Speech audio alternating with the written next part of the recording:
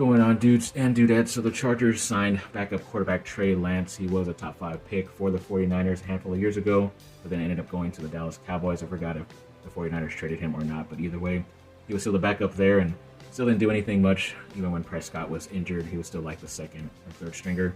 So he looks like he's coming in to be a camp battle to be the backup with Taylor Heineke, but they did sign him to a contract, so that was kind of weird too. So we have two backups that are on contracts, like signed, instead of having another guy coming in that is through the draft, which is a little bit of a cheaper contract. But either way, we'll see if either of those guys still are on the team by the time the season comes around.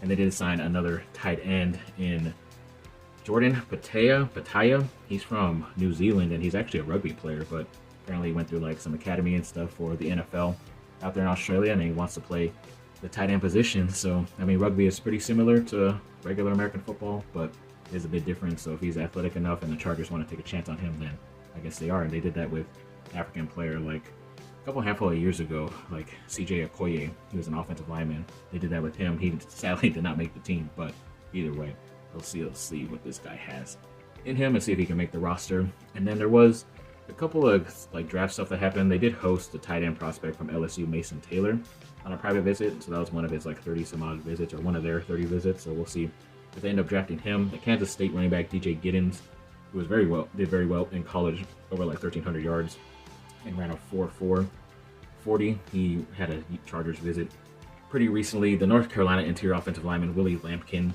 was a standout at the Senior Bowl, and he drew some interest from the Chargers. So obviously from a rival team, but if he's good, then that's all that matters, I guess. And then apparently the Chargers and Seahawks are teams that could look hard at drafting a wide receiver in the first round, and of course they had Emeka Egbuka there from Ohio State pictured. So I kind of wanted to do a quick mock draft of if they selected him in the first round and what that would look like. So of course, like I said, they choose Egbuka as in the first round at number 22, and then round 2, 55, they pick an interior defensive lineman, Shamar Turner, who I think can play both outside and on the interior of the defensive line. And in the third round, number 86, they pick the tight end Terrence Ferguson from Oregon. And so yeah, they shore up a couple of much needed positions for these guys. I'm going to do some more of these mock drafts with different positions they select in the first round, even like another couple of guys at wide receiver they could select if they are available, like Tetroya McMillan from Arizona, Matthew Golden from Texas, Jaden Higgins from Iowa State, even Trey Harris or Luther Burden the third. A couple of guys that they could look at, in my opinion, in that first round if Egbuka ends up going sooner. So either way, we'll see how this goes. But yeah, this is one of the first like little quick mock draft stuff, with that real NFL draft coming up pretty soon in a couple of weeks. I think that's right after Easter, so looking forward to that. It's probably one of my like second favorite days of the year, so yes, looking forward to that.